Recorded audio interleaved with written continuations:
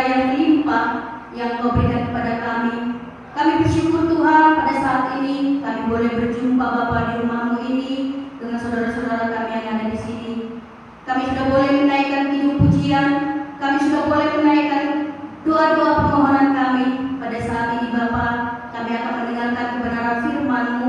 Mari Bapa, Engkau mengurapi hati dan pikiran kami, agar firman-Mu ini Tuhan boleh menjadi iman penguat kami kepadamu, agar firman-Mu ini Tuhan menjadi berkat buat kami. Terima kasih Bapa yang di surga, biarlah hanya di dalam nama-Mu saja kami boleh berdoa dan mengucap syukur. Amin. Silakan saudara. Shalom saudaraku. Shalom. Apa kabarnya? Luar biasa. Diberkati Tuhan. Yes, yes, yes. Puji Tuhan, terima kasih. Sebelum kita mendengarkan kebenaran firman Tuhan, terlebih dahulu saya akan memperkenalkan diri. Ada pepatah yang bilang tak kenal maka Tak sayang. Jadi kalau sudah kenal, jangan terus panggil sayang. Saudaraku yang terkasih dalam nama Tuhan Yesus, firman kita pada saat ini kita ambil dari kitab 1 Tawarik 22.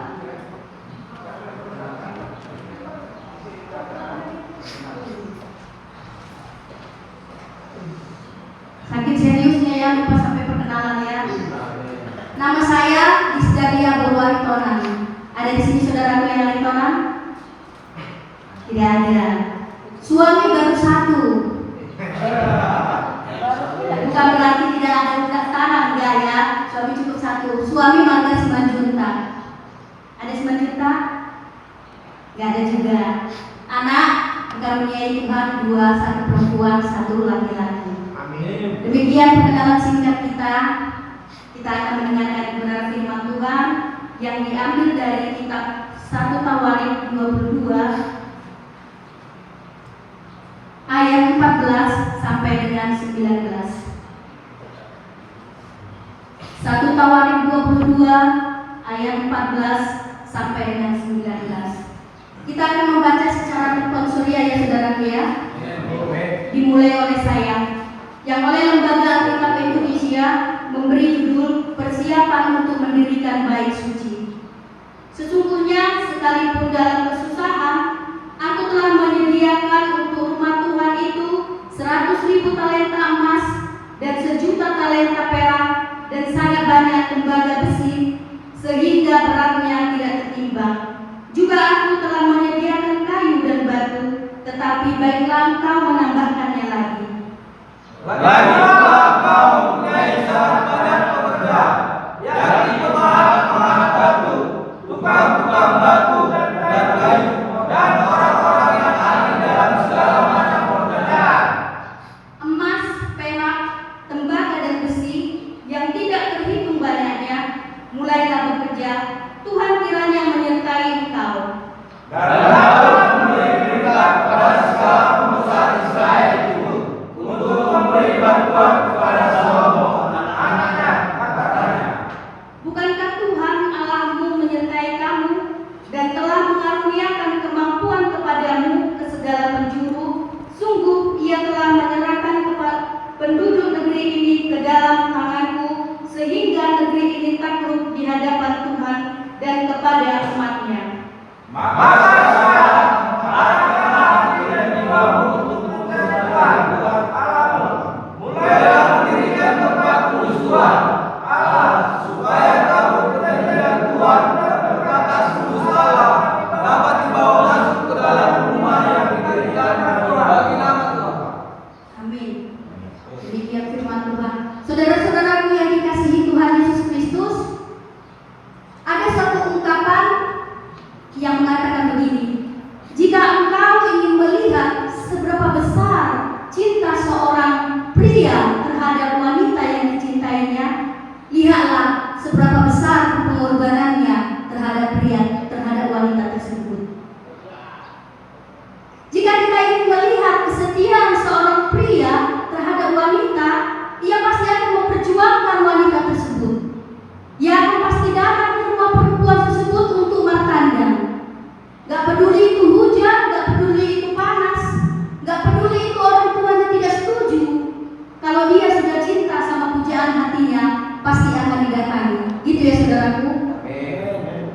Begitu juga mungkin saudaraku yang ada di sini semua seperti itu ya.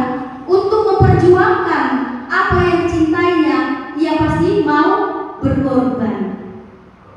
Saudaraku yang terkasih dalam nama Tuhan Yesus, begitu juga kita dalam keluarga. Semakin besar pengorbanan kita, semakin besar cinta kita terhadap keluarga kita, maka pengorbanan kita pun tidak akan sia-sia. Apapun akan kita kerjakan, apapun akan kita lakukan tanpa bersungut-sungut, tanpa meminta upah, juga tanpa memperhitungkan tenaga kita yang sudah kita keluarkan. Itulah gambaran kalau kita mencintai keluarga kita. Dalam firman ini saudaraku, Daud dalam kerinduannya ia ingin membangun bait suci Allah, membangun bait suci Allah yang besar, yang indah, yang sepadan dengan kemuliaan Allah.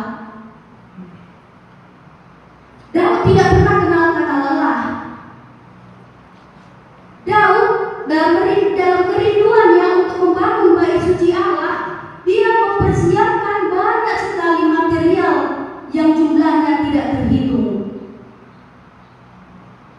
Dalam ayat yang ke-14 dikatakan, sesungguhnya sekalipun dalam kesusahan, aku telah menyediakan untuk rumah Tuhan itu 100.000 talenta emas dan 1.000.000 talenta perak dan sangat banyak tembaga dan besi, sehingga beratnya tidak terimbang. Ini menunjukkan apa yang sudah dipersiapkan oleh Daud itu jumlahnya tidak terhitung, saudaraku.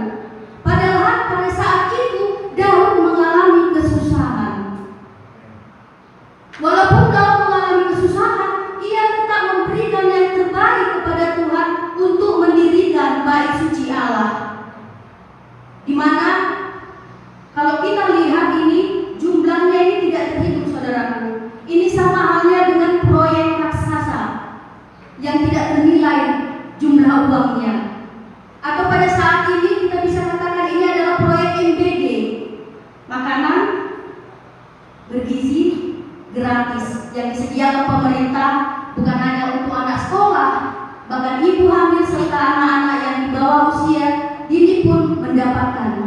Ini adalah suatu proyek besar yang jumlahnya bukan hanya ratusan juta, mungkin bisa miliar atau bahkan triliun.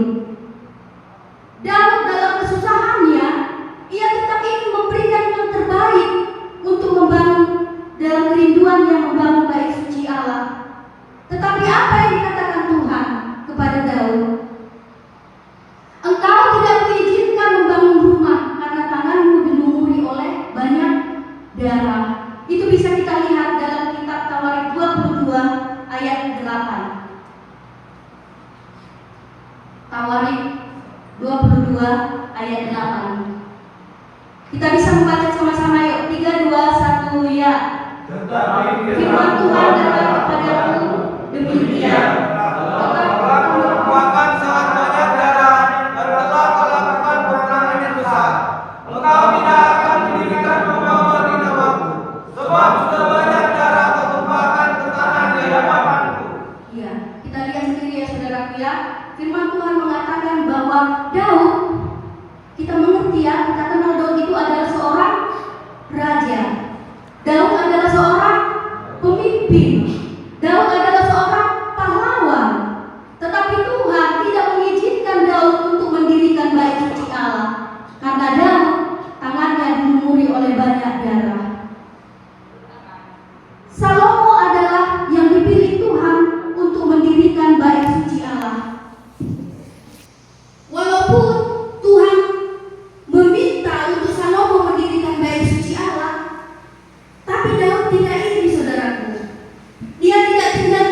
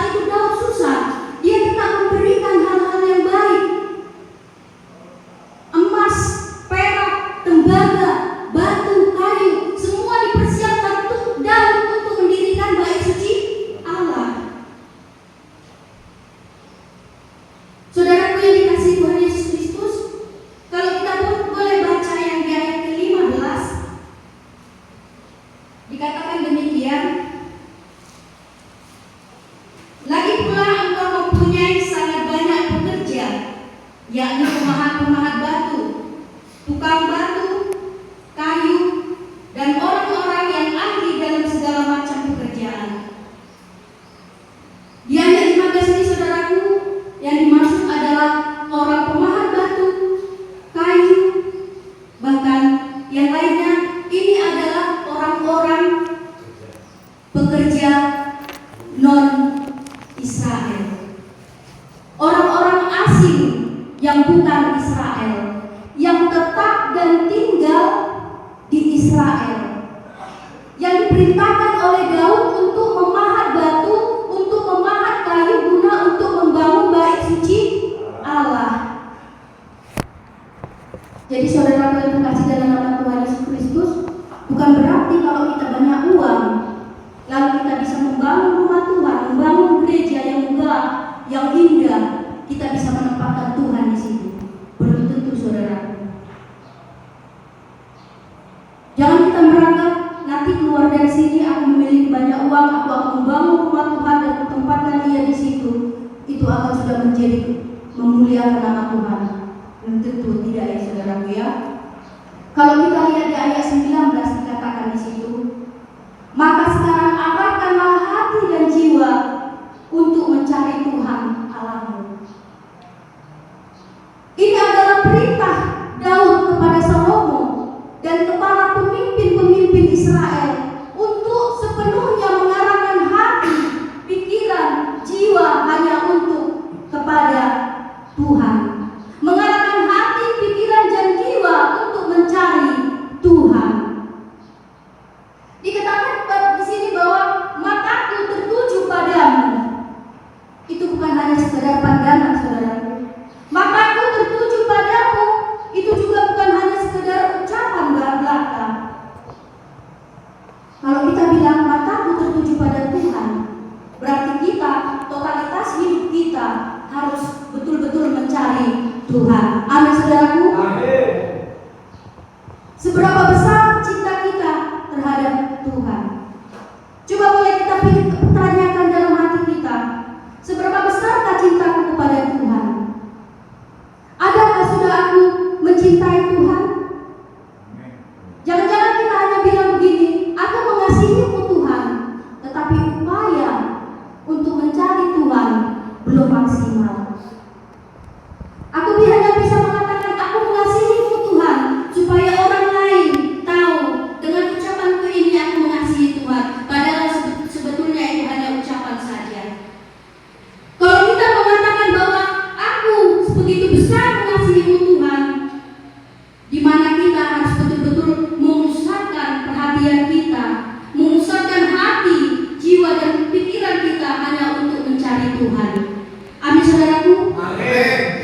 Begitu juga dengan kita yang ada di sini saudaraku. Firman Tuhan ini mengajak kita untuk kita boleh mengarahkan pandangan kita, pikiran kita hanya untuk mencari Tuhan. Amin. Amin. Kita bersatu dalam doa. Kami bersyukur Bapa, pada saat siang hari ini kami boleh mendengarkan sebagian daripada kebenaran firman-Mu. Bapa yang baik, biarlah apa yang sudah kami pendengarkan pada saat ini Bapa, itu semua boleh menjadi pedoman dalam kehidupan kami Tuhan. Bapa yang baik, kami juga mau berdoa Tuhan buat saudara-saudara kami yang ada di sini. Pribadi pas pribadi kami menyerahkan mereka ke dalam tangan pengasihan-Mu. Apapun yang menjadi kerinduan daripada saudara kami ini Tuhan, apapun yang menjadi pergumulan daripada Engkau selalu Tuhan turut campur tangan, memberikan penghiburan kepada keluarga dari saudara kami Pardino Tantu Manggor, di mana Tuhan hari Kamis adalah penguburan dari orang tua kami ini Tuhan. Ibu guru, berkati pemain musik kami Bapa, berkati pembawa acara kami Bapa, juga berkati proyek yang membawakan proyektor, agar mereka dalam pelayanannya boleh semakin hebat lagi. Terima kasih Bapak yang di surga. Kami juga berdoa buat kami dari Kementerian Agama Tuhan. Sebentar lagi kami akan mundur dari tempat ini.